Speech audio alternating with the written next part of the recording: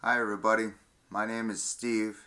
I'm Dad's oldest son. I wanted to thank all of you for coming out to this event. I wanted to thank my brother Rick and my Aunt Monica to help coordinate and put all of this together. On behalf of myself and my family, I apologize we could not be there for this event, but I know with everyone who's there, we all have great things to think about and remember my dad. He left us way too soon. It was a humongous surprise, and we're all going to miss him. I know everyone talks about how he had a big smile on his face. He was always upbeat, always had a great attitude, and that's all true, but as a son, it's different. He's my dad. He was firm. He had rules, but he also wanted to provide guidance. I remember him teaching me how to change the oil and get my little 8-year-old hands deep down into the engine because he dropped a bolt or something and he couldn't get to it. He taught me the reason of why to do things right and not do things half-assed. Every Saturday, him, myself, and my brother, we'd be cleaning the whole house while Mom was out working. We always had to make sure our room was clean. There was always rules in place. He always had a list, and that's one thing he was always famous for. He always would write a list. Every time. On the way home from Manhattan, he would get stuck in traffic for maybe an hour, hour and a half, and on his dashboard he had a little piece of paper. And he'd write lists, and the longer he was in traffic, the longer the chore list or things that had to be done would come home, and we all knew that if it was a long, long day, there was going to be a long list of things to do. But also there was the part that we would go on trips. We as a family, we always did things that I looked back and I said, a lot of people didn't have opportunities to do. We went down to Cancun, Mexico. We went to Disney.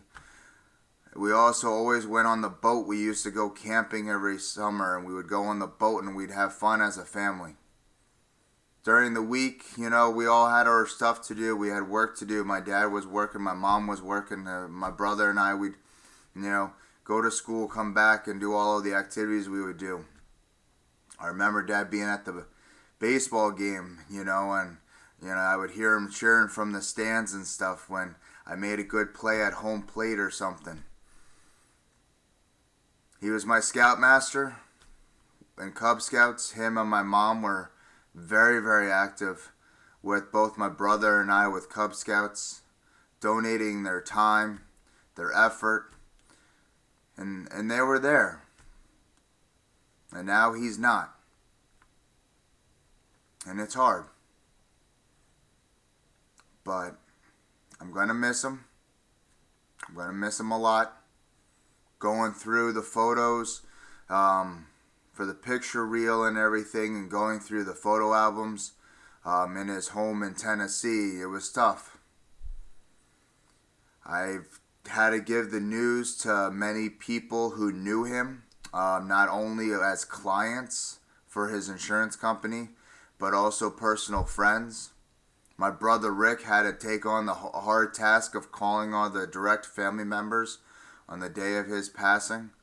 And everyone always said the same thing. He always had a smile on his face. He was always upbeat. Yes, he was opinionated. Sometimes his opinions did not match others. But that was my dad. And he used to have a phrase, my way or the highway type thing with certain things. He liked to be in charge. He liked to be the leader. He liked to be the one to kind of lead the way of doing things. And all those kind of came back and left an impression on people he came in contact with, as well as myself. I would not be the man I am today without my dad. And they know, and everyone says, it's the people you come in contact in life that will help shape who you are, what you become. And he's definitely one of them.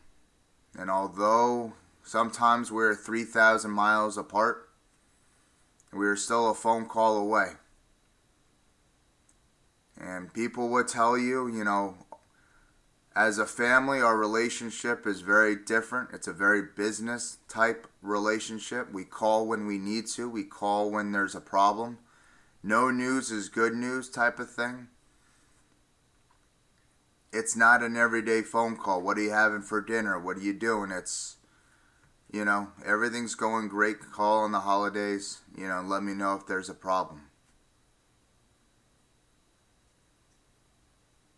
There's a song that's been around for a very long time. It's called Cats in the Cradle.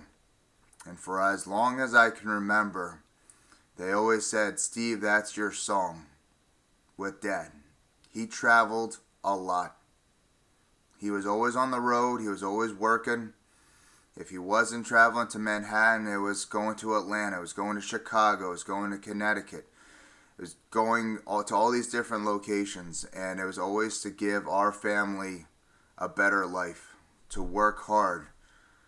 My mom, she worked hard, went to nursing school, worked her hands to the bone, always working. Everyone was always trying to help give my brother and I a better life. And for that, I appreciate it. And I love him for it.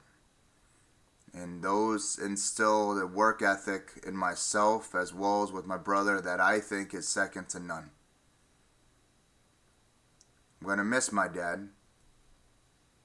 He was a great friend. He was a great mentor. And he's someone I'm going to miss dearly. But I'm also going to remember all the great times, as many of you have probably have said or will talk about.